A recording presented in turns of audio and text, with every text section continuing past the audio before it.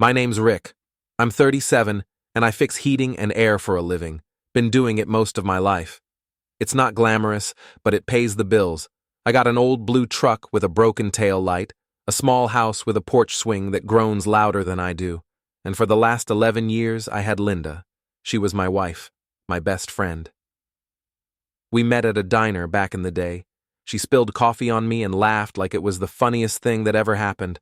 I asked her out the same night. We built something real. Or at least I thought we did. We didn't have much, but we had enough pancake sundaes, cheap beer on Friday nights, movies on the couch where we both fell asleep halfway through. She liked flowers in a jar. I fixed the same jar 3 times because she kept knocking it over. I didn't mind, I thought that was love. At first it was small things. She started dressing different, nicer shoes, lipstick in the morning, perfume I didn't recognize. She'd stare at her phone and smile, then hide the screen when I walked by. I asked her once if something was going on. She laughed and said, "You're being silly, Rick." And I believed her. She started working late, said there were meetings, reports, last-minute stuff. I brought her dinner once and she didn't come out to meet me. Said she was too busy. I sat in the parking lot for 30 minutes, then drove home. Didn't even eat the burger I got for myself. Just sat there thinking. I tried to shake it off. Maybe I was just overthinking. 11 years, man. You don't throw that away for nothing. At least, that's what I told myself. That's when Greg showed up. Greg, from accounting. That's how she said it every time, like it was nothing. "Oh, Greg from accounting said something funny today. Greg helped me with my spreadsheet. Greg thinks I should try yoga." I didn't think much of it at first. I mean, people have work friends, right? But one night I asked her if she talked about me at work.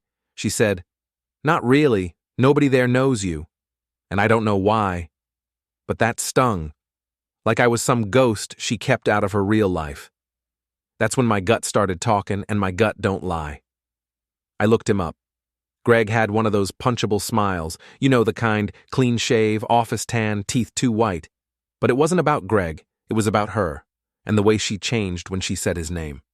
It happened on a Thursday. I got off work early, which never happens, thought I'd surprise her, picked up her favorite food, fried chicken and buttery corn, even grabbed that sweet tea she liked from the gas station on 8th. I felt good, you know, like I was doing something right for once. House was quiet when I walked in. Too quiet, I called her name. No answer. The lights were off downstairs, but there was music coming from upstairs, and then laughter. A man's laugh. I went up slow. Not because I was scared, but because something in me already knew, like my body didn't want to see what my brain already figured out. I opened the bedroom door, and there they were, her and Greg, half covered in a mess of sheets and guilt. Except she didn't look guilty. She looked annoyed, like I was the one out of line. She said, "It's not what it looks like." But I knew it was exactly what it looked like. Greg didn't say a word. He just grabbed his pants and walked past me. Didn't look at me, didn't apologize, just out the door like he forgot to lock his car or something, like I wasn't even real. I stood there, still holding the plastic bag with her food.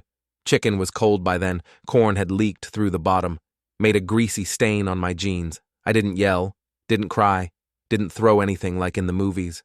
I just turned around, walked back downstairs, got in my truck and drove, ended up by the river. Same spot I used to fish with my dad when I was a kid. Just sat there, didn't play music, didn't touch my phone, just looked at the water, like maybe it had some kind of answer I couldn't find in my head. Next morning I came back while she was still at work, packed a duffel bag, grabbed some clothes, a few tools, my granddad's watch, left the ring on the kitchen table. Didn't leave a note. What was there left to say?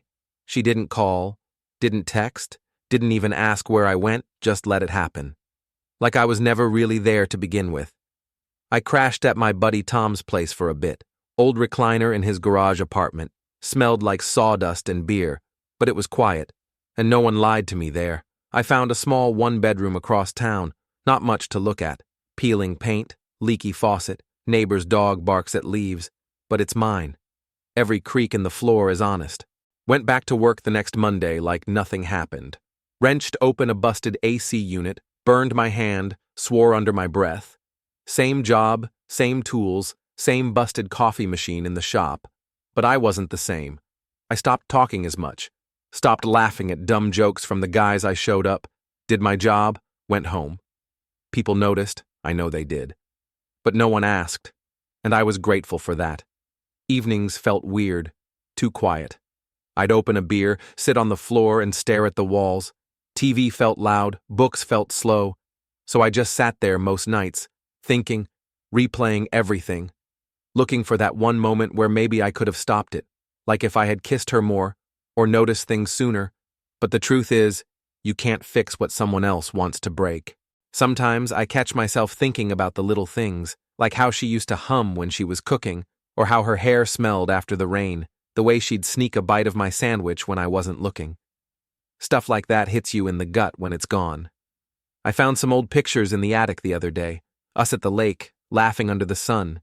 She's got that silly grin, and I'm holding a fish way bigger than I could actually catch. We looked happy then, like nothing could touch us. But life's funny like that. You think you're building forever, and then forever just slips away. One missed call, one lie, one laugh, shared with someone else, and everything changes. I won't lie. Some days it hits me hard, like a freight train you didn't see coming.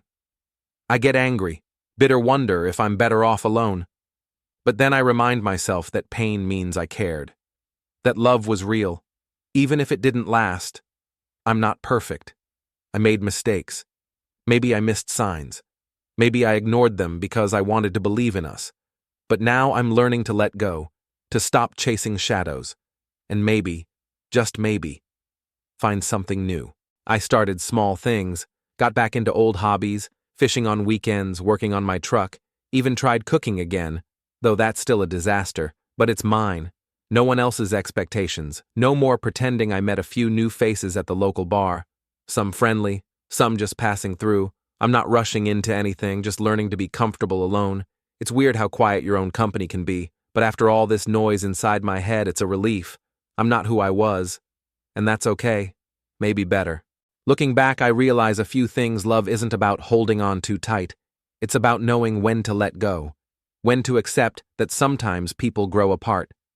I learned to listen more, to trust my gut, and to never ignore the little signs. It's painful. Yeah. But it's also freeing. I'm not broken. I'm just figuring out who I am without her, and maybe one day I'll find someone who loves me for me. But until then, I'm okay being on my own. Life goes on, no matter what sun rises, sun sets. Days turn into weeks, months, years. I don't know what the future holds. Maybe I'll find love again. Maybe I won't. But I do know this. I'm still here, still standing, still breathing. And that counts for something. So if you're listening and going through your own storm, just hold on. It gets better, I promise.